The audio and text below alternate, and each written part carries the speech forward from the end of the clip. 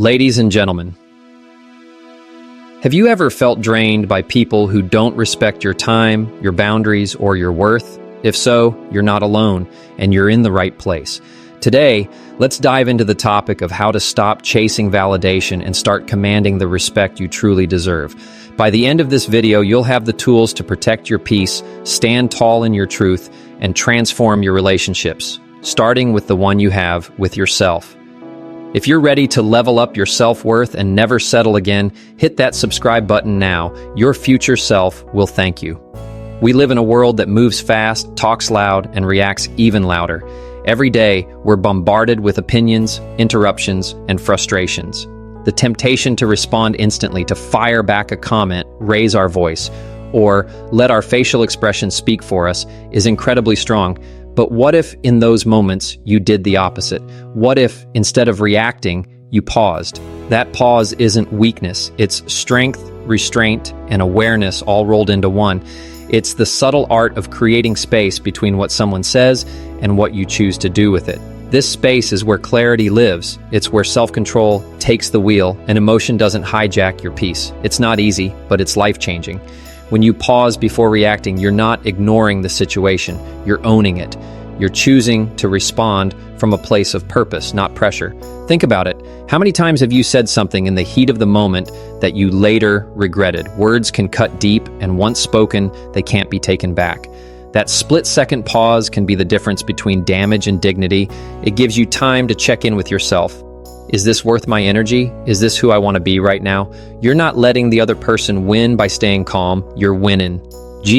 By refusing to lose yourself. That pause is your boundary. It's where you protect your emotional real estate. There's a certain power in silence that noise can never match. In a room full of shouting, the calmest voice is the one that gets heard. When you choose to be still instead of reactive, you shift the energy. You become the thermostat, not the thermometer. Instead of being controlled by someone else's temperature, you regulate your own. This doesn't mean you suppress your feelings, it means you handle them with intention. Silence doesn't mean submission, it means strength. It says, I don't need to prove anything to you, and I'm not giving you the pen to write my story. In moments of conflict, composure is your superpower. Learning to pause is a skill, one that needs practice. You won't get it right every time, and that's okay. The goal isn't perfection, it's progress.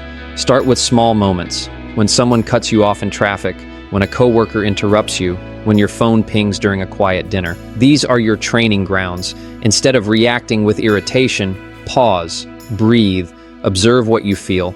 The more you practice, the stronger your self-regulation becomes. You'll begin to notice a change, not just in how you respond, but in how people respond to you. Calm energy is magnetic. People gravitate toward those who don't panic under pressure. The pause also gives you time to recognize the source of your trigger. Often what someone says isn't really what bothers us, it's what it reminds us of. Maybe it hits a nerve from the past, a fear we haven't faced, or a wound we haven't healed. Pausing allows us to separate the event from the emotion. It puts us back in the driver's seat instead of being dragged behind the wheel. When you pause, you stop the chain reaction. You create space for awareness, healing, and choice. You realize that your feelings are valid, but they don't have to control your behavior. You're allowed to feel deeply and still respond wisely. In heated moments, people expect to fight. They expect defensiveness, raised voices, or emotional fireworks. When you pause, you disarm that expectation. You interrupt the pattern. And in that disruption, you create a moment of power. You're not just changing your response, you're changing the conversation. That pause can shift the tone, redirect the energy, and sometimes even calm the other person. But even if it doesn't change them, it will change you. You'll walk away knowing you stayed true to your values. That's not just emotional maturity, it's emotional leadership. And the best leaders lead themselves first. The real test of strength isn't how loud you can shout, it's how well you can stay still when everything in you wants to react. It's easy to let someone else's behavior dictate your own, but true strength lies in doing the opposite. When you pause, you don't shrink, you expand, you make room for wisdom to speak before your ego does. You allow patience to step in before pride takes over. This doesn't mean you never speak up or stand your ground. It means you do so with clarity, not chaos. You become someone whose presence doesn't add to the fire but brings calm to the storm. Sometimes people confuse silence with weakness, but nothing could be further from the truth. Silence is a choice, one made from confidence, not fear. It says, I don't need to match your energy to maintain mine. It's a boundary that speaks volumes without saying a word. It invites others to rise to your level or quietly reveals who can't. In a world where people are quick to react and slow to reflect, silence becomes a rare and powerful statement. It's not about avoiding confrontation. It's about approaching it with control. And when you have control, you have peace. There will always be situations that test your patience, people who push your buttons, and moments that stir anger. That's part of life. But how you handle those moments defines your experience. You can either be reactive and let others dictate your mood, or you can pause, center yourself, and respond from a place of purpose. That one habit, pausing, can improve your relationships, your communication, and your self-respect. It's the difference between reacting in defense and responding with direction. When you make peace your priority, everything changes. You start showing up as the person you've always wanted to be. So the next time someone says something that makes your blood boil, stop. Don't rush, don't bite the bait. Just pause. Let silence do what shouting never can. Preserve your dignity. You don't need to prove your point in every moment. Your restraint will say more than your words ever could. It's not about pretending you don't care. It's about caring enough for your own peace to protect it. Let your pause be your power. In that quiet space, you'll find clarity, strength, and a deeper sense of control. You'll stop being driven by emotions and start driving your life with intention. Not every comment, insult, or opinion deserves your energy. In a world that thrives on fast reactions and quick judgments, learning when to stay quiet is one of the most powerful skills you can develop.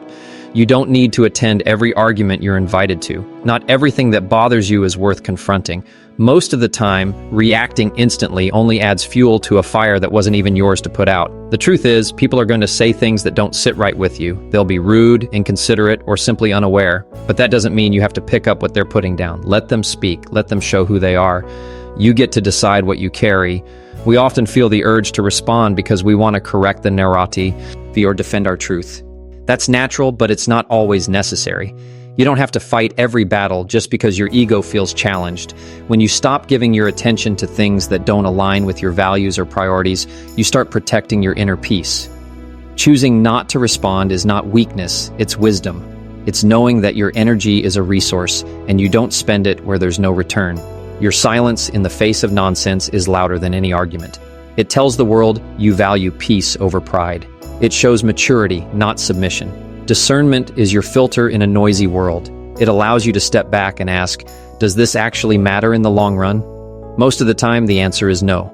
What someone thinks of you, especially if it's rooted in their own projections or pain, is none of your business. You are not here to meet everyone's expectations. You are here to live in alignment with your values, your integrity, and your vision. If something doesn't touch that core, you don't owe it your reaction. Your energy isn't cheap. Don't hand it out like spare change to anyone who asks for it with negativity or drama.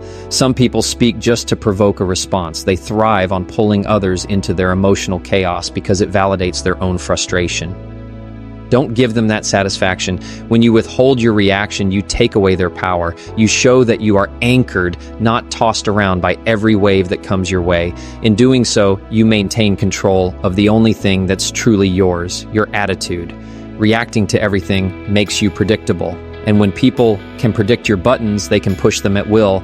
But when you're grounded and intentional, they lose access to that power. One of the greatest freedoms in life is realizing you don't need to respond to everything. Your value is not determined by how well you argue your point, or how quickly you defend your name. It's determined by the strength you show in restraint, in composure, and in choosing peace. The real flex is staying calm while others try to stir the storm. You don't owe anyone your anger, your anxiety, or your presence in their chaos.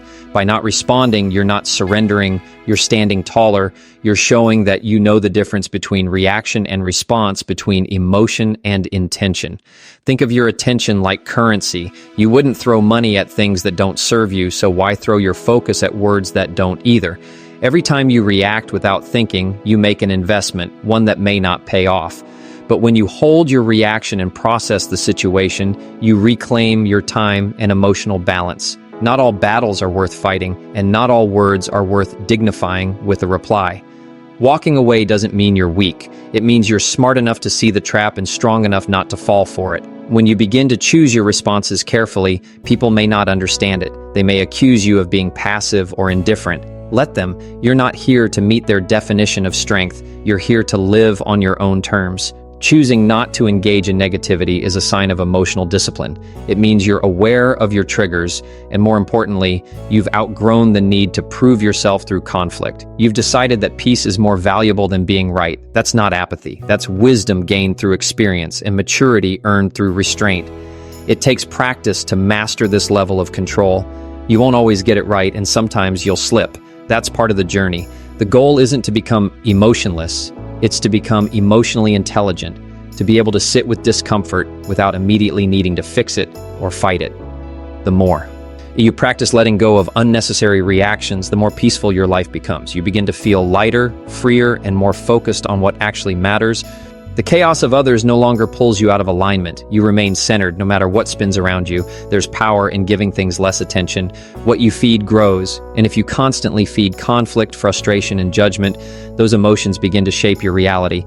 But if you starve them by not responding, not reacting, and not participating, they wither away.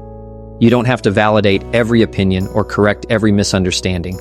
People see the world through their own lens, and sometimes no explanation will change that. Let it go. Let them think what they want. Your peace doesn't come from their approval. It comes from your decision to protect your energy. You deserve a life that isn't ruled by every rude comment or frustrating interaction. You deserve a mind that isn't cluttered with responses to people who don't understand your journey. The strength you're building by learning not to respond to everything will elevate every part of your life. You'll become more focused, more peaceful, and more powerful in how you show up, not because you're above others, but because you're finally standing firm in your truth. Your silence will speak volumes, your calm will become contagious, and most importantly, your life will reflect the peace you've chosen, one unbothered moment at a time. People will show you exactly who they are if you let them. When someone acts out of anger, disrespect, or manipulation, it's not your job to correct them. It's your job to observe. Every interaction carries a message, and how someone treats you is a reflection of their inner world, not your worth. Too often we take things personally, thinking we caused the behavior. But more often than not, it has nothing to do with us and everything to do with what they're carrying. Let people speak, react, and reveal. Watch closely. Their patterns will speak louder than their word has ever could. You don't have to engage, just pay attention. When you stop trying to manage how others behave and start paying attention to how they consistently show up, you gain clarity. People may wear masks for a while, but consistency always exposes character. You don't need to dig for red flags. If you're calm and observant, they'll wave on their own. The danger is in justifying patterns that hurt you or denying truths you've already seen. Trusting what people show you isn't judgment, it's discernment. It's the quiet strength of seeing reality instead of hoping it will change. You're not being harsh by stepping back from someone who mistreats you. You're being wise enough to believe the evidence. There's power in detachment, not coldness or apathy, but the ability to remain steady while others unravel. You don't need to jump in and fix anyone. You don't have to decode every behavior or make sense of why someone is acting out. That's their journey. Your job is to recognize when someone's behavior no longer aligns with your peace. You can care about people without tolerating their chaos. You can love people and still let them go. Emotional maturity is knowing when to stay grounded and when to walk away, not in anger, but in self-respect. People reveal their intentions through small, everyday actions. It's not always in the big moments or dramatic conversations. It's in how they listen or don't. It's in whether they respect your boundaries, show up when it matters, or remember the little things you said. If you pay attention, you'll see who values you and who only values what you can give them. You'll notice who supports your growth and who gets uncomfortable when you shine. These observations aren't meant to create resentment. They're meant to create clarity. You don't have to confront everyone. Sometimes just knowing is enough to change how you move. You save yourself a lot of pain when you accept people for who they are, not who you wish they would be. It's not your job to fix, rescue, or rewrite someone's story so it fits your expectations. Accept what they show you and decide from there how close they get to stand in your life. You can have compassion and still have boundaries. You can understand someone's pain and still protect your peace. Taking people at face value isn't cold, it's kind to yourself. It keeps you from pouring into people who keep showing you they don't hold the same capacity to pour back. The truth is, not everyone deserves a front row seat in your life. Some people belong in the audience, watching from a distance. And that's not about bitterness or pride, it's about emotional health.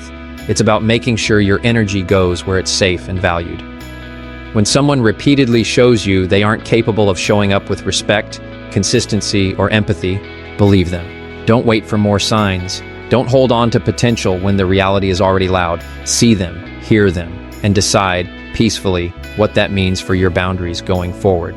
When you stop over-explaining and start observing, your relationships shift. You no longer feel responsible for how others interpret your actions. You trust your own clarity and stop chasing approval. That freedom comes from letting people be who they are without trying to manage their opinions or behaviors. You stop fixing and start filtering. You stop justifying and start noticing. You realize that your peace isn't found in someone else changing. It's found in your ability to accept the truth they're showing you and act accordingly.